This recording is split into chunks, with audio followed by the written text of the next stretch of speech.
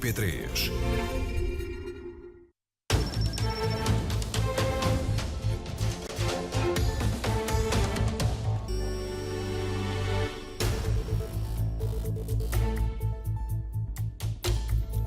Olá, boa tarde. É um dia histórico para a canoagem portuguesa. Fernando Pimenta conseguiu a medalha de ouro em K1 5.000 metros. O canoísta esteve no grupo da frente em toda a prova e cortou a meta isolado. É a primeira medalha de ouro de Fernando Pimenta em campeonatos do mundo, sendo que Portugal soma desta forma 2 medalhas de ouro em mundiais. A outra tinha sido conquistada em 2013 em K2 500 metros. Fernando Pimenta recorda os sacrifícios que tem passado para conquistar vitórias e dedicou esta medalha aos bombeiros e ao pai, que é também ele um soldado da paz. Eu sei que os portugueses querem sempre medalhas, vitórias, medalhas de ouro, mas mais que nós atletas ninguém quer isso. Eu falo da minha experiência, ano após ano, cada vez me sacrifico mais, sacrifico a minha vida pessoal, a vida pessoal do meu treinador.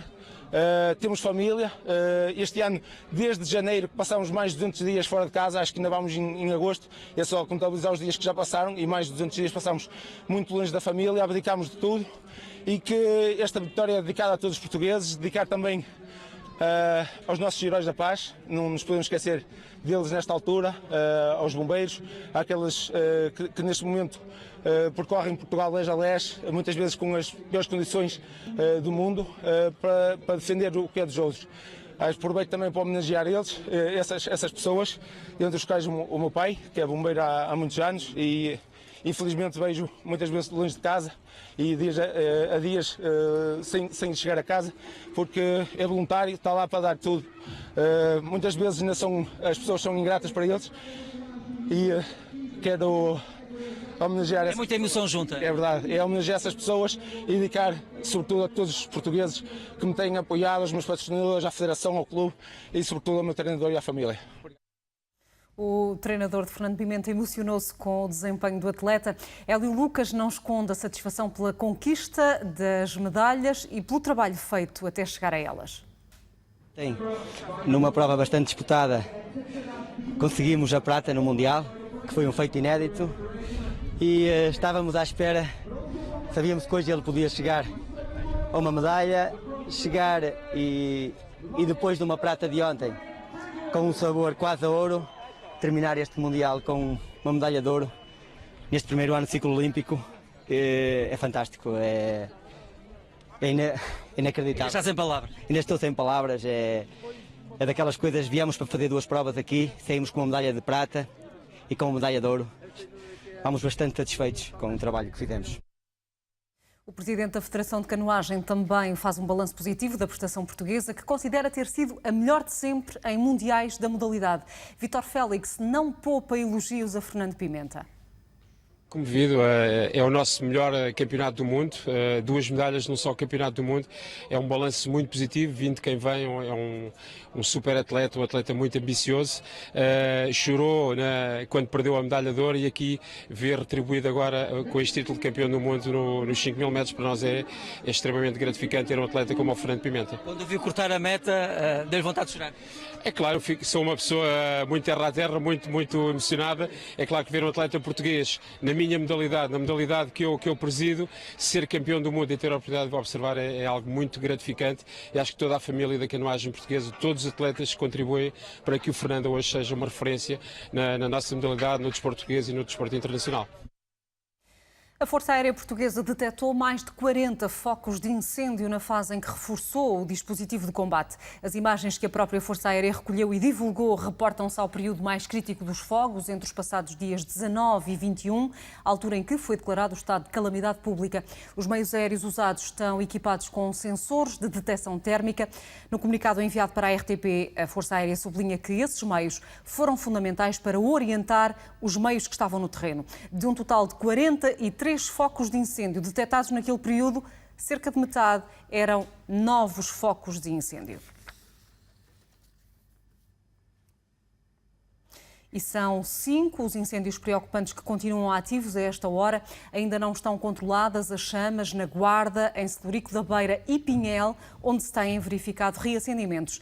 3 bombeiros ficaram feridos sem gravidade no combate ao fogo de Pinhel, que lavra com intensidade e que se aproxima do Parque Natural da Serra da Estrela. Em Bragança, o incêndio de Freixo de Espada à Cinta também não dá sinais de desabrandar, depois de ter consumido uma vasta área do Parque do Douro Internacional e ameaçado algumas aldeias. Outra situação preocupante é aquela que se vive em Sernancelho, no distrito de Viseu. O incêndio de Freixo de Espada à Cinta teve, como disse, reacendimentos nas últimas horas. Patrícia Lopes, boa tarde. Como é que estão as coisas agora?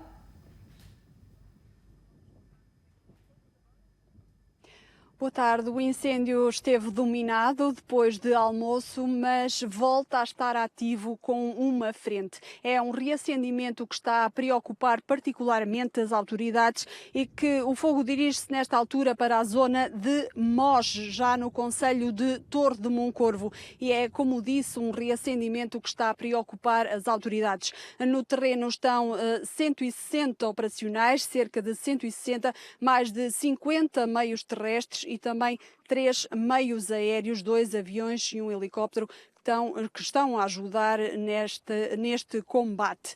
Este incêndio está a lavrar há mais de 24 horas. Começou este sábado por volta das 17h30, mas o vento tem complicado e tem dificultado as operações no terreno e também ao vento se deveu este reacendimento que ocorreu, como disse, numa zona que está a dirigir-se já para a localidade de Mós, num outro concelho em Torre de Moncorvo. Neste incêndio que está a lavrar, como já disse, há mais de 24 horas, ardeu já uma vasta área, são muitos hectares de área ardida. Há aqui nesta zona muito olival, muito amendoal, que ardeu com este incêndio que lavra há mais de 24 horas. Nesta altura há um meio aéreo que se dirige já para o ponto de incêndio que está a lavrar nesta altura. É uma frente de fogo que está a preocupar as autoridades neste momento, mas os meios aéreos estão a ajudar neste combate. São 160 operacionais, mais de 50 meios terrestres e 3 meios aéreos, 2 aviões e um helicóptero que poderão ajudar agora a dominar de novo este incêndio. Já esteve dominado depois de almoço, voltou agora a reacender, está com uma frente ativa. A Patrícia Lopes a dar-nos conta deste incêndio em Freixo de Espada à Cinta, que, como ouvimos, continua a ter uma frente ativa. Outro fogo de Pinhel, no distrito da Guarda, rondou a aldeia de Bugalhal. Pelo menos uma casa desabitada ruiu por causa das chamas, que destruíram também culturas e causaram a desorientação de animais domésticos e de rebanhos. Este fogo consumiu uma extensa área de mato depois da reativação do incêndio que tinha começado na passada sexta-feira. 3 bombeiros ficaram feridos, mas sem gravidade no combate às chamas. A jornalista Fátima Pinto continua em Pinhel, onde a situação está, apesar de tudo, agora mais calma. A esta hora, o incêndio de Pinhel, do Bugalhal, continua a dar ainda muito trabalho aos vários operacionais, aos mais de 100 operacionais que continuam no terreno. Este é o ponto de situação que vemos nas imagens. O incêndio desenrola-se nesta área de mato, essencialmente. Já não há aldeias por perto e vai fazendo este caminho lentamente, destruindo tudo o que apanha por a frente. Durante a tarde chegou à aldeia de Bugalhal, depois do almoço, depois de andar 3 dias a rondar aquela localidade, entrou pela aldeia por diversos sítios, chegou a rodeá-la e a queimar diversas casas. Queimou um antigo lagar de azeite e 2 casas desabitadas também, mas muito do que as pessoas muito do que tiram da terra para sustento e do que dão aos animais. O feno que estava guardado, muito dele ardeu a algumas pessoas e os terrenos também, com vinha, com árvores de fruto, com amendoeiras, com oliveiras. É o rastro de destruição que este incêndio do Bugalhal, que já lavra praticamente há 3 dias, tem andado há 3 dias a rodear esta aldeia, é o ponto de situação que se faz a esta hora. Fátima Pinto, em Pinhel. Avançamos para a atualidade política nacional. O Bloco de Esquerda vai avançar com projetos de lei para proteger os trabalhadores de abusos como o que os bloquistas têm denunciado no caso PT Altice e vão fazê-lo se o Governo não fizer nada. Catarina Martins insiste que a defesa dos direitos do trabalho em Portugal tem de ser prioritária. O Governo pode, sozinho e de uma forma expedita, densificar a interpretação da lei para evitar o que está a acontecer e travar a Altice. Mas se o Governo não o fizer, a prioridade do Bloco de Esquerda na abertura da ação legislativa já em setembro são os projetos de lei que fazem uma densificação daquilo que é a transmissão de estabelecimento e impedem abusos como está a acontecer na PT, seja na PT ou em qualquer outra empresa do país. Defender os direitos do trabalho tem de ser uma prioridade em Portugal. E, portanto, quando Pedro Passos Coelho vem dizer que a ACT não dá razão ao Bloco de Esquerda, com certeza não leu o relatório com atenção. Ou então, talvez tenha-se lido com atenção e esteja a ser só igual a si próprio. Não nos surpreende que entre defender os trabalhadores ou a multinacional que se apresentou ao país como gostando pouco de pagar salários, Pedro Passos Coelho escolha a Altice aos trabalhadores. No Bloco de Esquerda sabemos sempre de que lado estamos. Passos Coelho acusa António Costa de falta de sentido de Estado por causa dos incêndios. O líder do PSD reage desta forma às acusações feitas por Costa de que os sociais-democratas só acordaram para o debate da floresta depois da tragédia de Pedrógão Grande. Nem uma tragédia como aquela que ocorreu em Pedrógão deu sentido de Estado e seriedade política ao Primeiro-Ministro.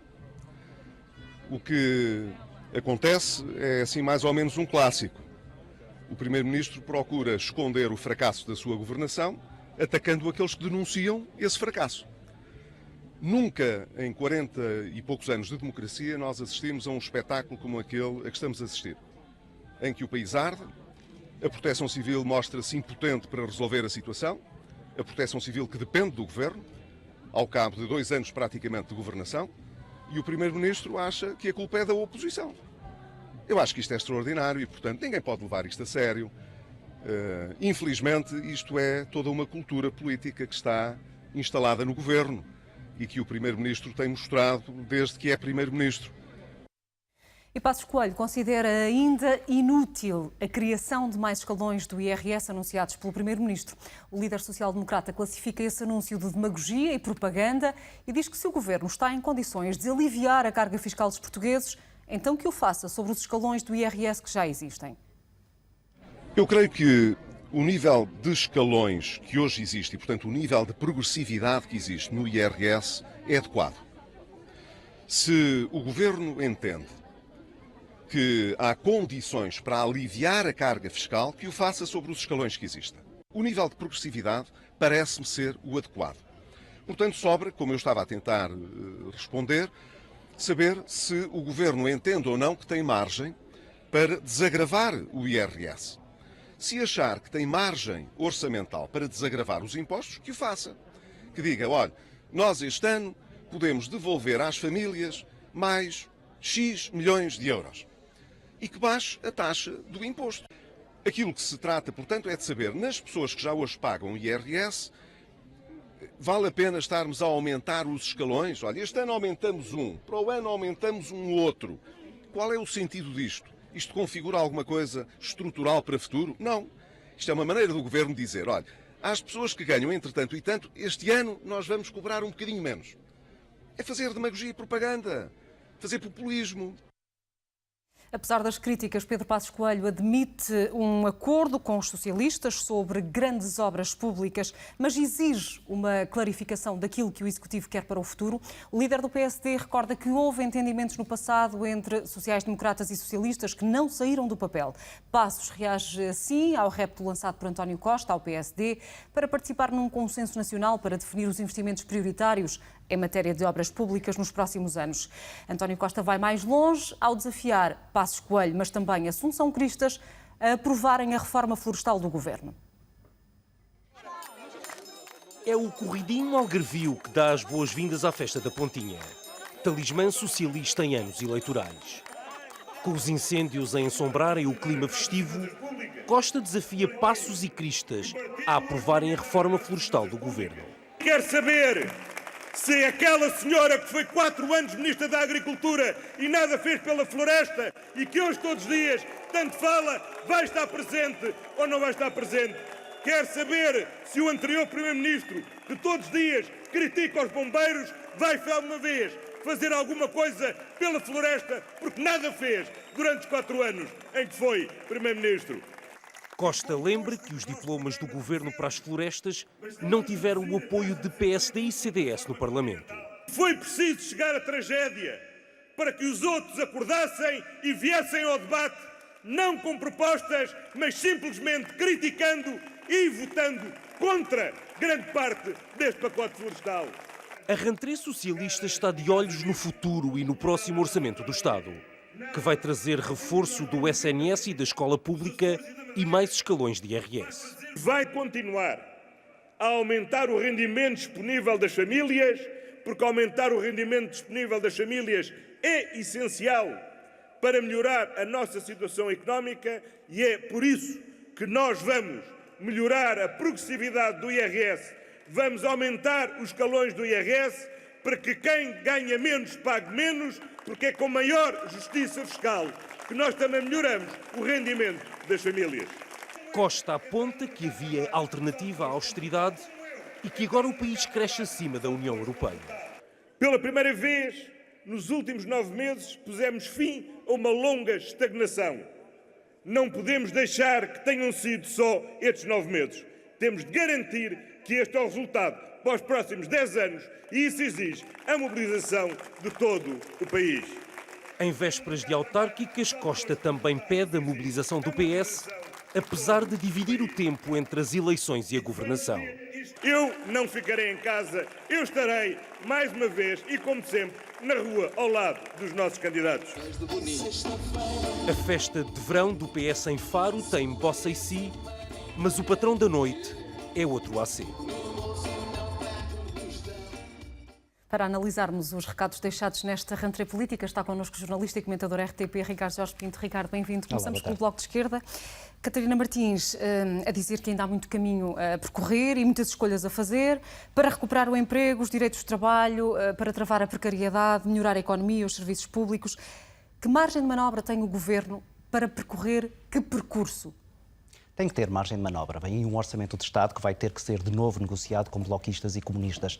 Mas se é verdade que da parte dos comunistas, e ainda veremos o que é que acontecerá na festa do Avante daqui a alguns dias, se parece haver alguma crispação e sobretudo um esticar de corda do lado dos bloquistas, isso ficou hoje muito claro na voz de Catarina Martins, há margem para entendimento. Mas há também margem para exigências e são essas exigências a que o Governo terá que dar respostas. Algumas delas, aparentemente, as negociações já começaram. A questão, ainda há pouco se via nestas declarações de António Costa, a questão dos escalões do IRS.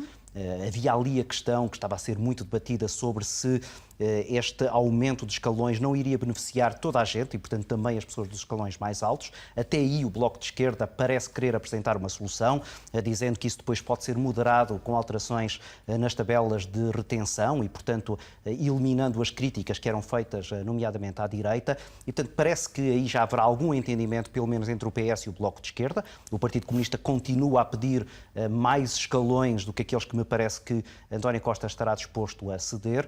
Noutras matérias, a matéria que, por exemplo, hoje também Catarina Martins esgrimiu como sendo uma bandeira para o próximo Orçamento de Estado, que é a questão de vincular os professores, os 11 mil professores contratados, não já, mas até ao final da legislatura, e aqui é interessante ver também, mais uma vez, o bom entendimento entre bloquistas e o Partido Socialista. Se te recordares, na entrevista ao Expresso, António Costa dizia não pode ser tudo nem já.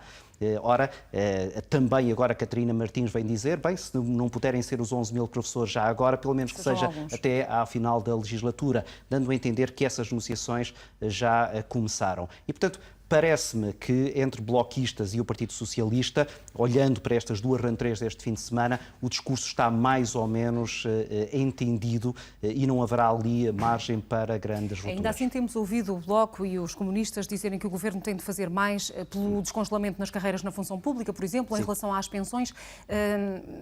Em que é que te parece que os partidos terão de partir muita pedra ainda? Claro que sim. Até porque começamos a aproximar-nos do final desta legislatura. Outro aspecto curioso é ver também a sintonia que há entre Presidente da República, Primeiro-Ministro e também os partidos à esquerda sobre a divisão desta legislatura em duas partes. Houve uma primeira parte, essa parece estar cumprida e, pelo menos, com algum agrado por parte do Governo e também dos bloquistas, com os comunistas um pouco mais desagradados, mas agora vem uma segunda parte. E Catarina Martins já o disse também nesta rentrée, não basta agora gerir estes resultados, é preciso ir mais longe naquilo que foram as negociações, dando a entender que, a partir de agora e até ao final da legislatura, o Bloco de Esquerda vai apertar um bocadinho com o Governo para algumas cedências em áreas estratégicas.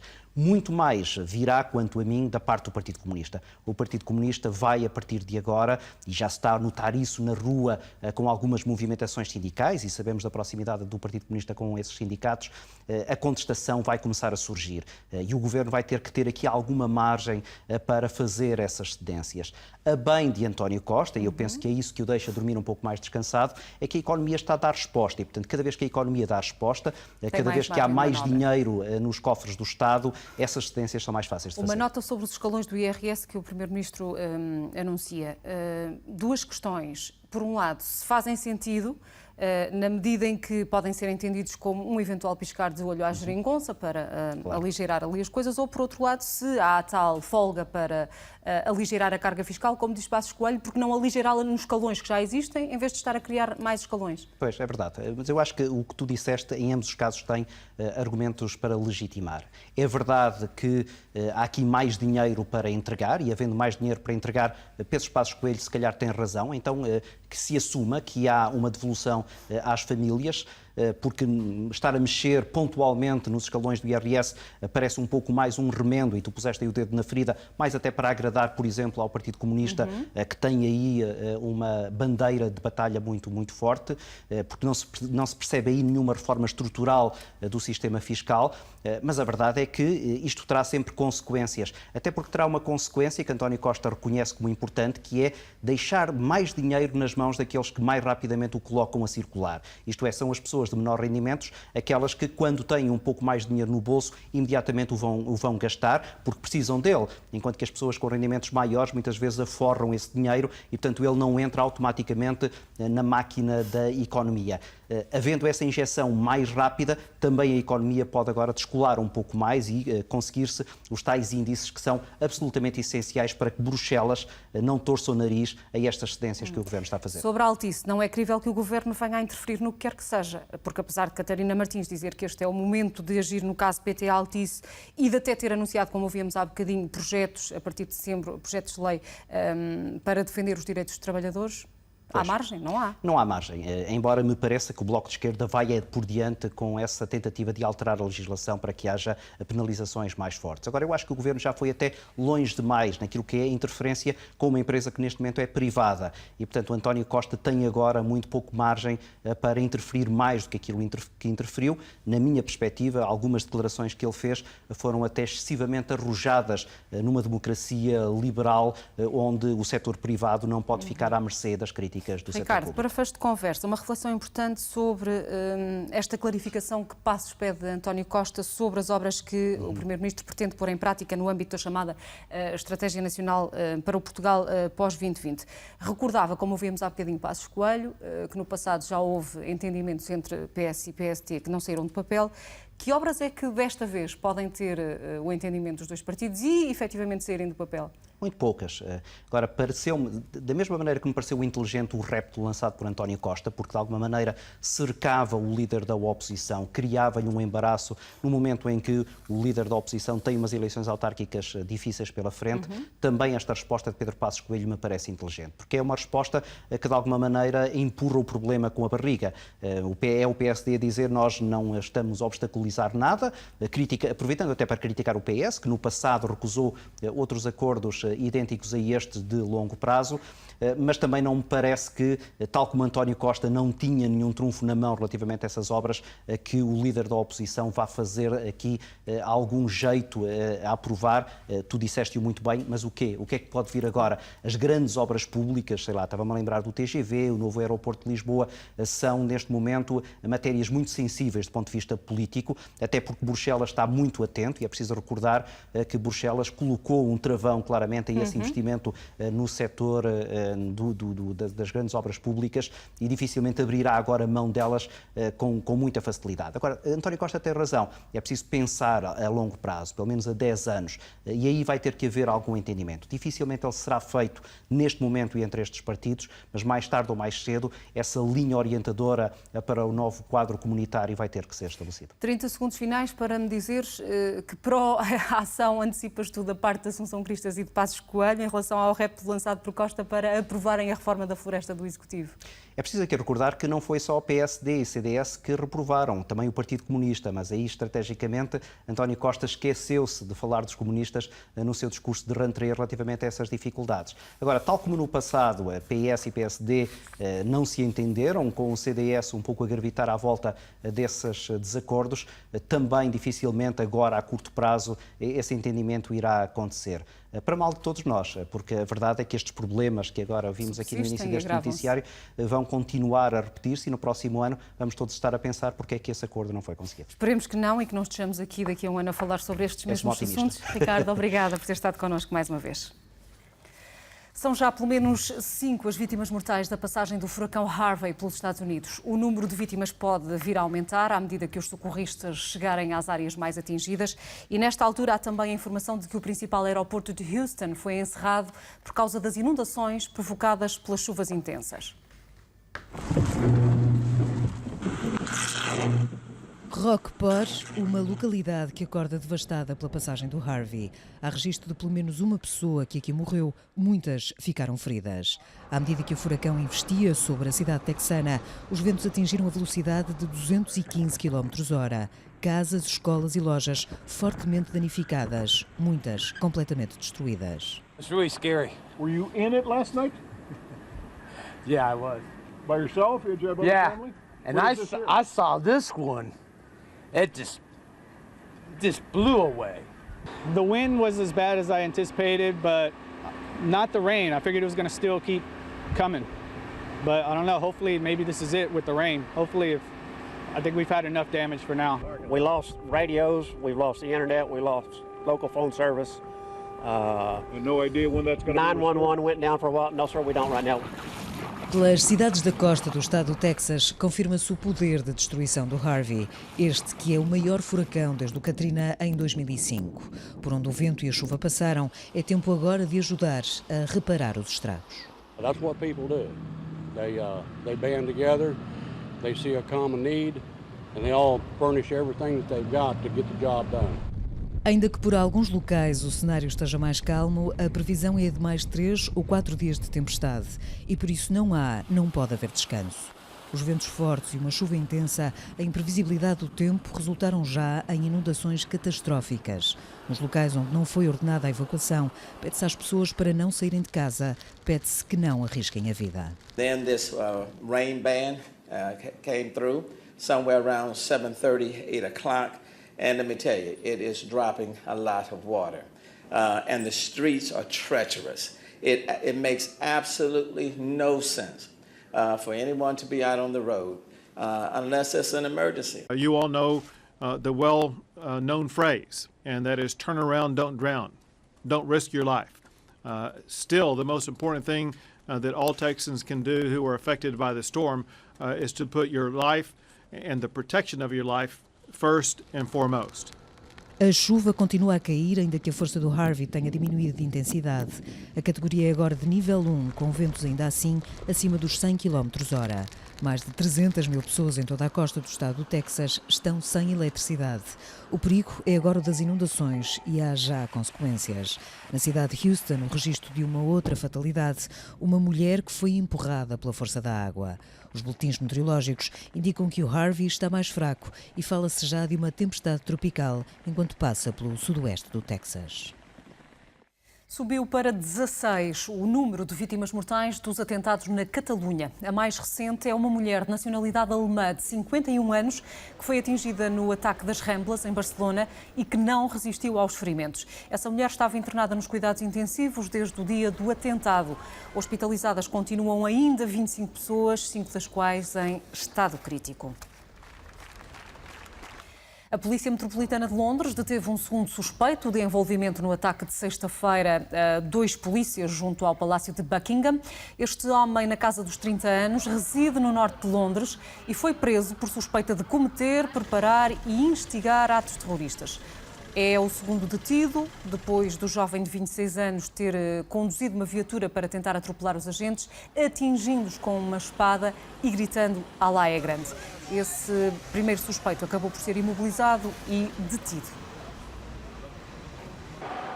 Fazemos agora um brevíssimo intervalo. Voltamos de seguida com o desporto. Continue connosco.